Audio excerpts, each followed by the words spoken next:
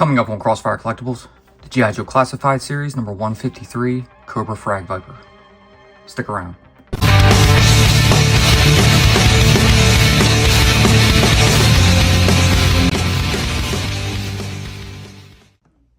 What's up and welcome to Crossfire Collectibles. Today's video, we're going to be unboxing and reviewing the G.I. Joe Classified Series number 153, Cobra FRAG-VIPER.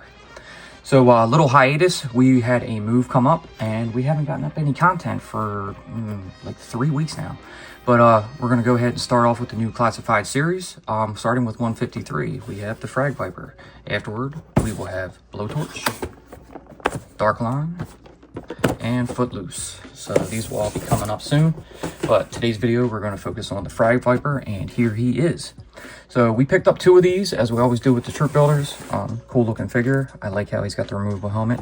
Different take on his face. He's kind of got that red-eyed look, you know, very, very pale skin. Bunch of accessories in here. But let's go ahead and look for the box first. Top, Cobra FRAG-VIPER. Cobra logo, G.I. Joe Classified Series. Over to the side, there's a QR code if you'd like to scan it. You have some stats right here. Around to the back, there is the FRAG-VIPER along with a couple counterparts. Close-up of the mask and then the maskless face. Stats again. Around to the side, nice artist render of the FRAG-VIPER right here. You see 153 at the bottom. There's your UPC at the bottom, 153 and Cobra logo at the top. So without further ado, let's go ahead and get this popped open. But first, please subscribe to the channel. So yeah, a little hiatus there while we were in the middle of our move. We're not totally set up yet, but we're in a new place, so that's good. Got a little filming area, as you can see. So happy to get some content back out for you all, and happy to get some of these figures open. So starting off with the FRAG-VIPER in a new place. Get out the backdrop. Of course, you always have your crap. Backdrop, you got the red and black, Cobra logo, and all around the corners. Very cool. Get out our insert here, and there is the FRAG-VIPER in his plastic dungeon. You can see all the accessories around on here. Pretty neat. Got a couple of Uzis here. Backpack. Looks like a grenade with a effect on it, kind of smoke. The tube, the Susta, I think it's called. His helmet, and of course the figure. I don't see any grenades in here, which is interesting, but that's all good. So let's go ahead and get everything popped out and we'll go over it one by one. Alright, so here's the FRAG-VIPER and all his accessories laid out. So let's go ahead and go over them. First, we'll start off with his little Uzis here. You can see he's got a matching pair, all black. We've seen them before. There's a little magazine in it that is removable, so you can take that out and plug it in if you like. Holes at the end of the barrels for blast effects. So cool that you get a pair of them. You can see his holsters on each side of his thighs. They would go right into them. We'll show you that when we gear him up. And we'll go over the FRAG-VIPER helmet, which is very cool. I like the sheen it has to it. That nice metallic plastic, you know, makes it really look really good. His black eyes, you got that trim around the jawline.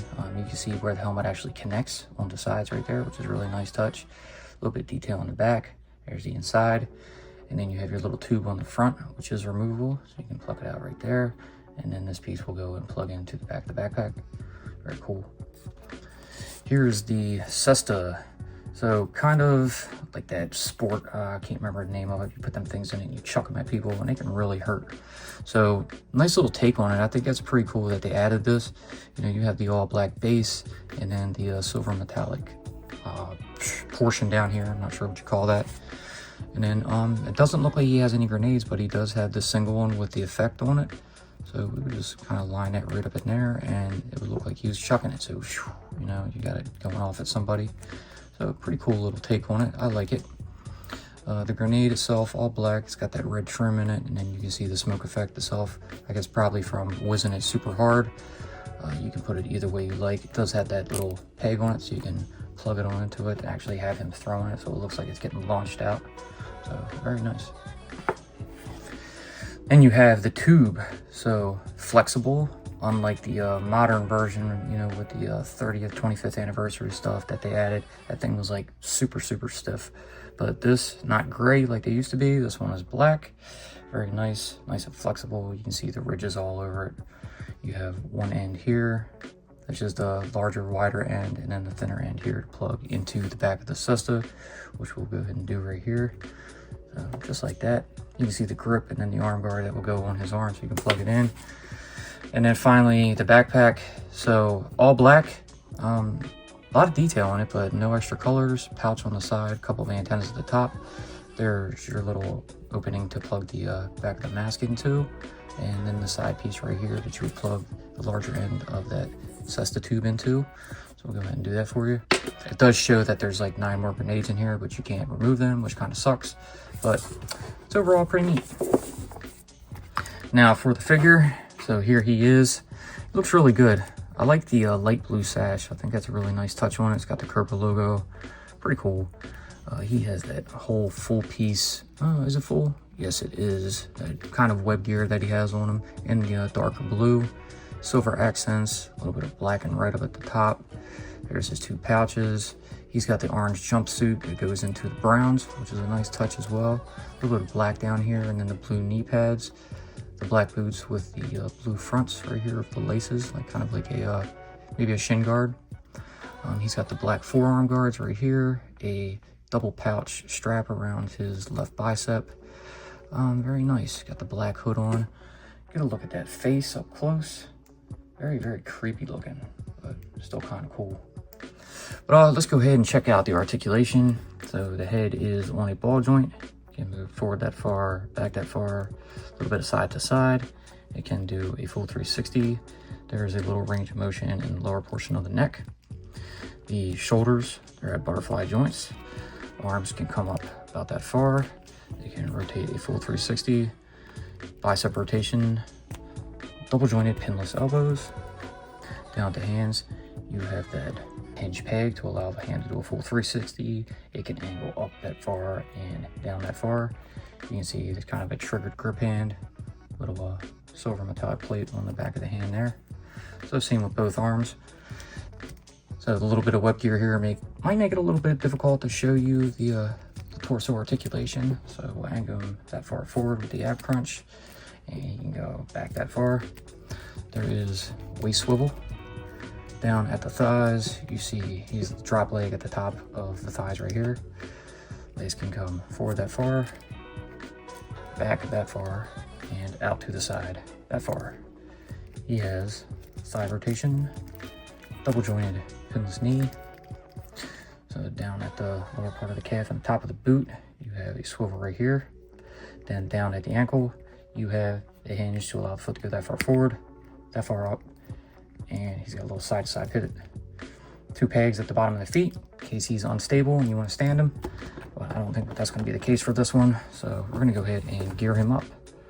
I'm going to start with the Uzis. I'm going to put one on each side of his legs, just like that.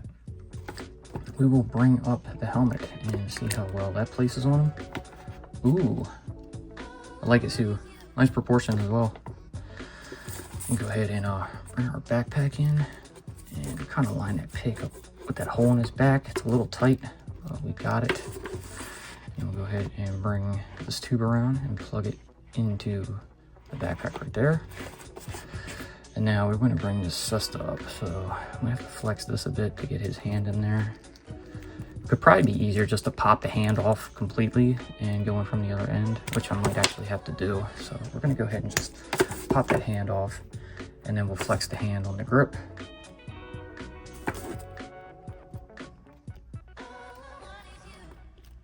And then pop that hand right back on. So I want to give him kind of this throwing look if we can.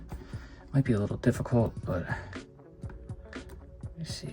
We probably could definitely use a stand for his feet, but we'll see what we can do without it. Get that plug back in. We'll just have him chucking it like this, you know, get an arm out.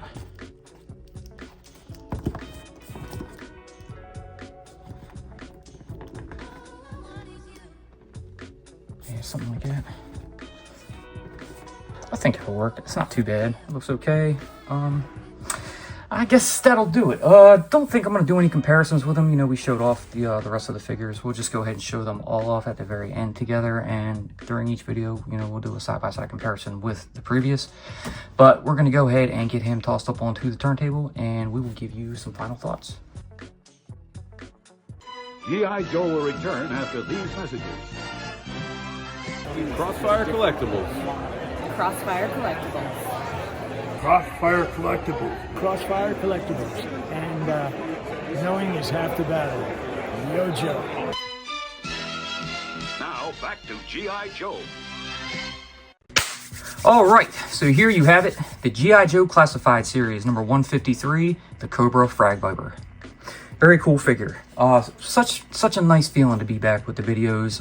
The move was pretty hectic, but I'm glad to get some of these figures started to be opened again.